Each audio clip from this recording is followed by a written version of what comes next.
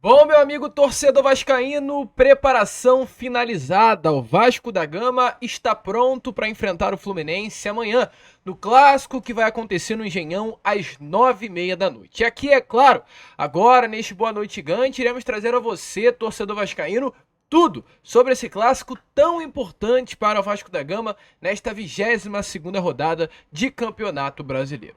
Além disso, é claro, muitas outras novidades, falar sobre movimentações do Vasco da Gama no mercado da bola. O Vasco que segue aí ativo no mercado à procura de reforços para o seu elenco para esta temporada de 2024. Falar também sobre o que vai acontecer daqui para frente com o Vasco da Gama na busca pelo Maracanã. Para quem acha que essa briga, que esse imbróglio acabou, está muito enganado. O Vasco vai lutar para jogar no Maraca na temporada de 2025. Além dessas, muitas outras informações.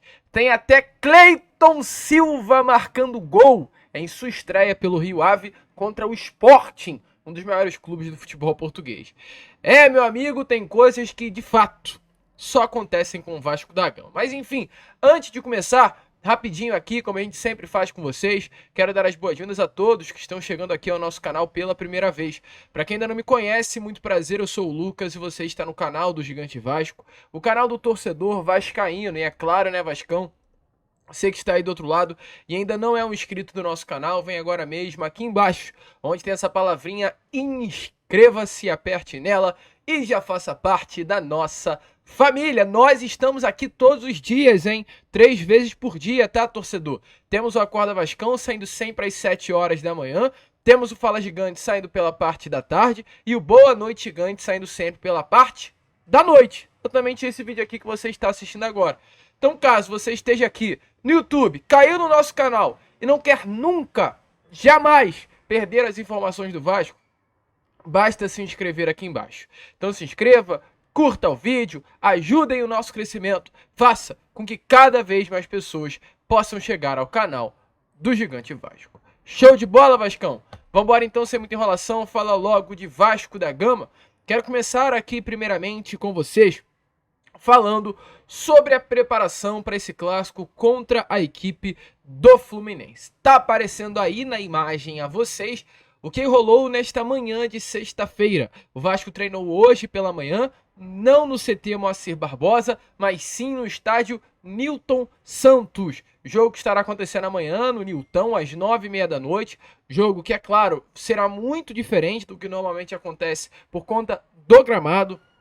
O gramado do Newton Santos é um gramado sintético, é uma grama artificial, então exatamente por conta desse motivo é um jogo mais rápido, é um jogo diferente do que acontece, por exemplo, em São Januário, no Maracanã. Então o Vasco, para se adaptar a esse gramado artificial, conversou com o Botafogo e conseguiu negociar, né, para fazer aí um treino pelo menos no Newton. Treino que ocorreu hoje pela parte da manhã, um treino muito importante para o Vasco da Gama se preparar e se acostumar ao gramado, e também um treino, é claro, para o Rafael Paiva definir o time titular, porque foi o último treino do Vasco antes de enfrentar a equipe do antes de enfrentar a equipe do Fluminense. Então o Vasco entrou em campo, inclusive algo muito legal que ocorreu aí nessa manhã de hoje foi não apenas a presença dos atletas que estarão à disposição do técnico Rafael Paiva, mas como também a presença do Jair e do Paulinho.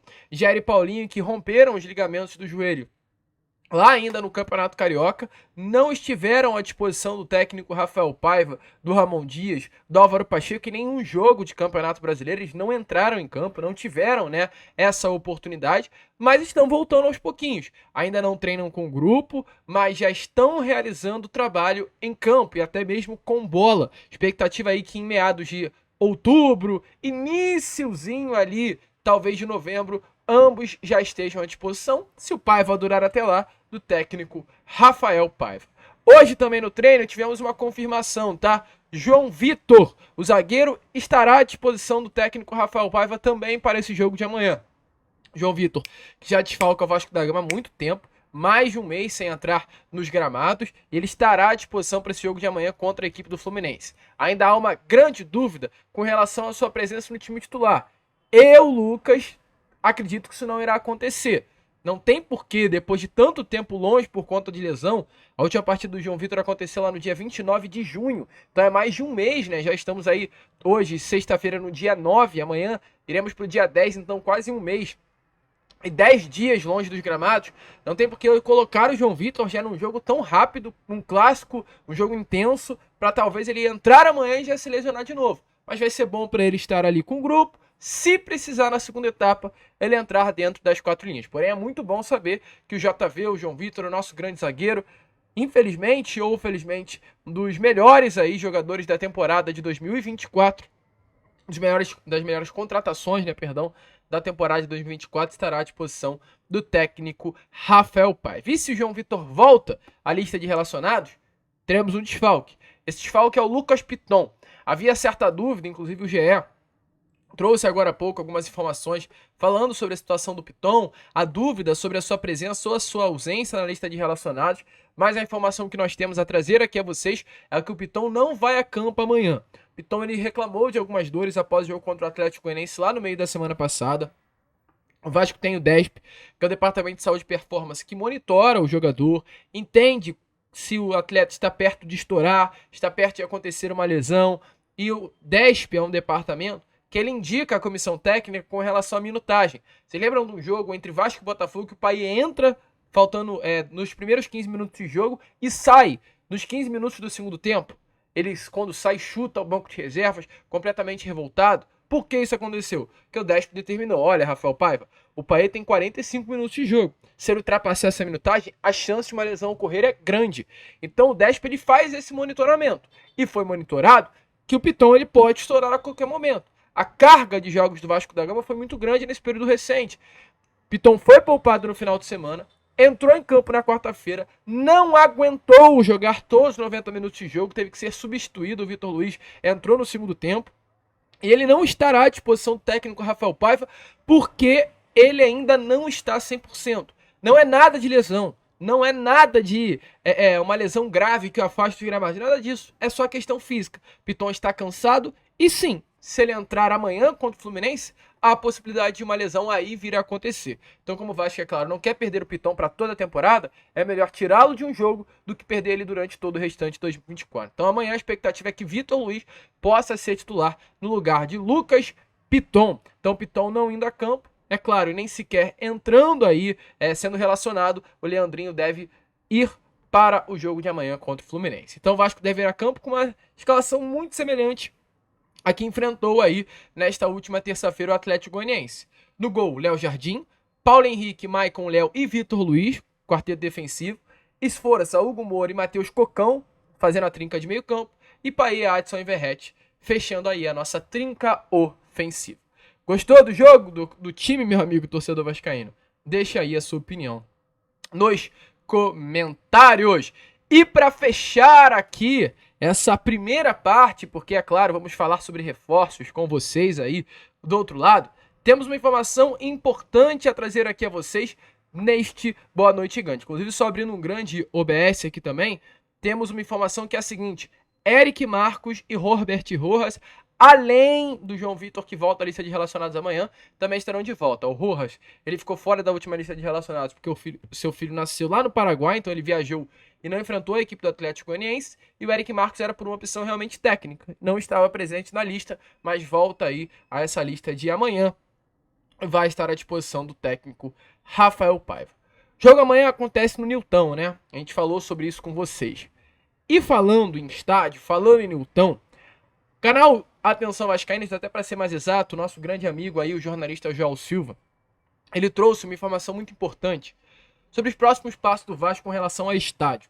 Sei que é um assunto que a torcida do Vasco em comum ela não gosta de se interessar muito, mas você que curte ver vídeos de Vasco da Gama, se informar pelo canal, pelos canais, né, de YouTube sobre o Vasco, é importante você também se informar sobre isso, ser informado sobre essa situação.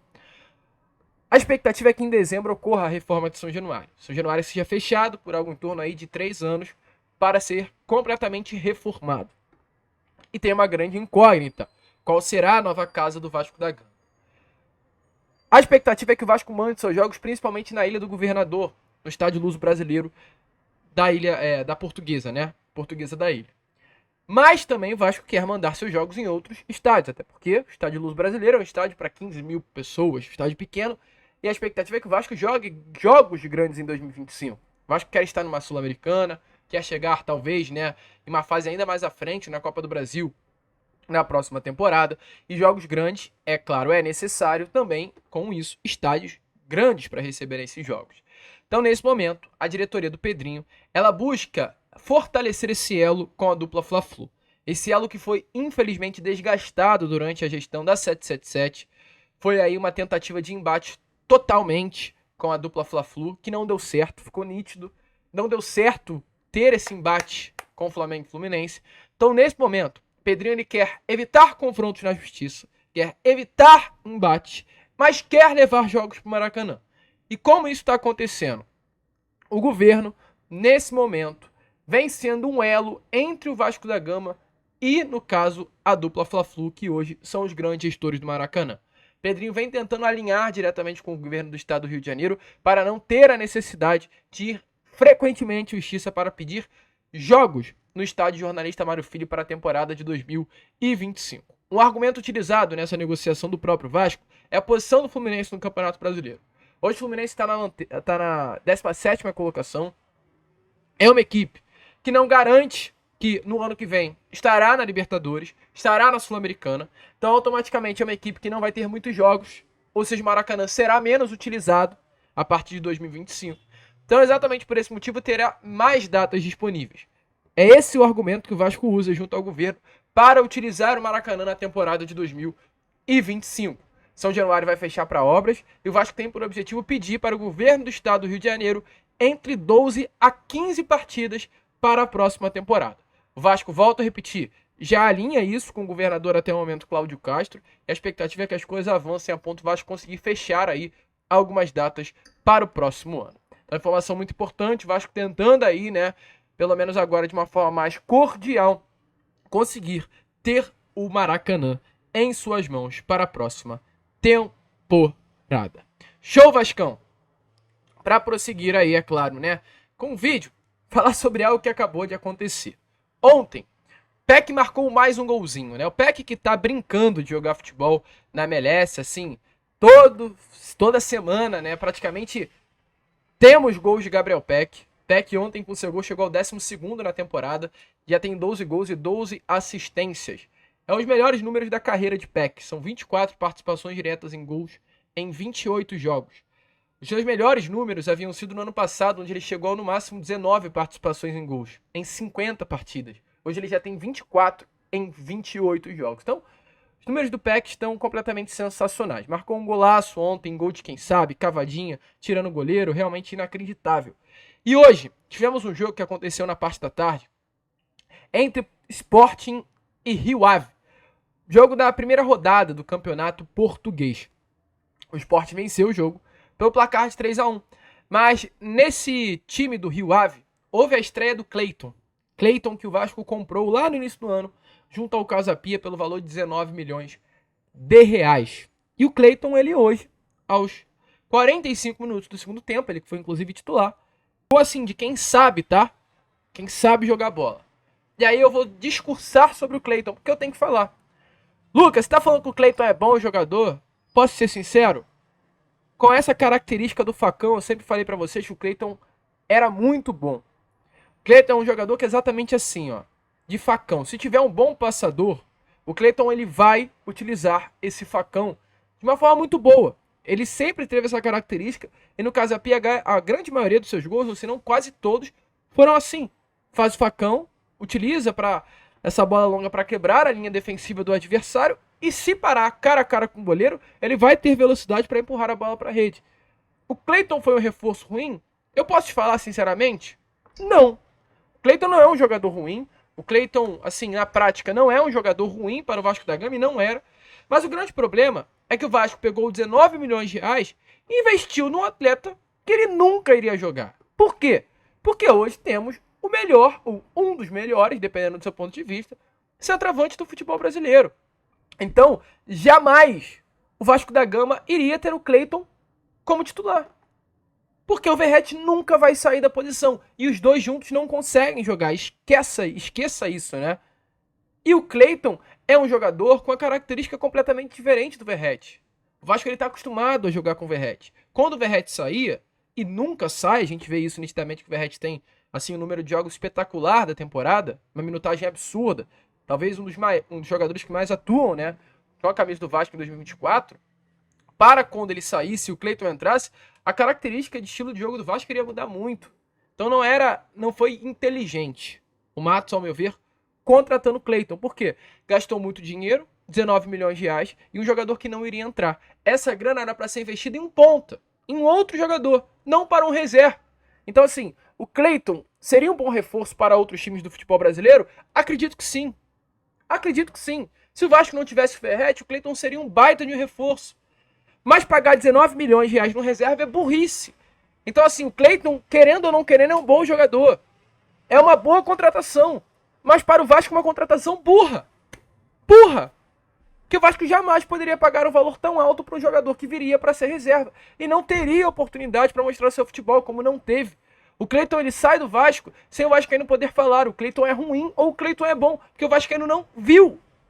O único jogo que o Cleiton foi titular foi contra o Juventude na Alfredo Jaconi, onde tínhamos, com todo respeito, um burro, que era o senhor Álvaro Pacheco, na beirada de campo. Então, assim, não teve, infelizmente, oportunidade. Mas hoje, na sua estreia pelo Campeonato Português, ele marca esse golaço. Por quê? Porque lá eles sabem como utilizar o Cleiton, sabem da característica dele e sabem que ele é um bom jogador, diferente do que aconteceu aqui no Vasco da Gama. Mas deixa aí, é claro, né, a sua opinião nos comentários. O certo é Cleiton chegando em território português e já marcando esse golaço. E, é claro, para fechar aqui esse Boa Noite Gigante, só trazer uma informação muito legal, que foi se comparado agora há pouco os números, entre Maurício Lemo e Fabrício Bruno. Maurício Lemos é um atleta que pertence ao Atlético Mineiro, que está cada vez mais perto de fechar com o Vasco da Gama, e hoje, uma das grandes incógnitas é, será que Maurício Lemos é um bom jogador? Será que Maurício Lemos é um bom reforço para o Vasco? E a página aí do SofaScore trouxe o comparativo entre o Maurício Lemos, reforço que muito provavelmente será do Vasco, confirmado nesses próximos dias com a camisa do Atlético Mineiro na última temporada, e do Fabrício Bruno, zagueiro hoje do Flamengo na última temporada também. E olha que interessante, olha a comparação entre os números. Enquanto Maurício Lemos em 27 jogos teve um gol, Fabrício Bruno em 34 jogos não marcou nenhum gol. Porém, Maurício Lemos não deu nenhuma assistência, Fabrício Bruno já deu uma assistência. Mas vamos aos números com relação ao sistema defensivo. Ações defensivas por jogo, Maurício Lemos 8, Fabrício Bruno 7. Cortes em cima da linha por jogo, Maurício Lemos 3, aliás, no geral, né, 27 jogos, do Maurício Lemos 3, Fabrício Bruno apenas um corte. Duelos ganhos, Fabrício Bruno só na vantagem, Maurício Lemos tem 60% de duelos ganhos, enquanto Fabrício Bruno uma média de 69% dos duelos que disputa ele consegue vencer. Dribles sofridos, por jogo, Maurício Lemos tem 0,3, Fabrício Bruno 0,2. Erros defensivos graves, Fabrício Bruno teve um nesses 34 jogos, Maurício Lemos nenhum nos 27 jogos. Então, os números de Maurício Lemos não mentem, são melhores do que os números de Fabrício Bruno. É um bom reforço, Vasco está com negociações avançadíssimas para que ele chegue a assinar um contrato de 2 anos. A expectativa é que o quanto antes aí o jogador desembarque no Rio de Janeiro e feche com o Cruz Maltino. Show, Vascão! Bom nome, bom reforço. Deixa aí a sua opinião nos comentários. A gente vai ficando por aqui. Esse foi o nosso Boa Noite Gigante, o último vídeo agora desta sexta-feira. E já já estaremos aí de volta com o nosso Acorda Vascão. Que vamos, se inscrevam, compartilhem. Como sempre falamos aqui, saudações vascaínas.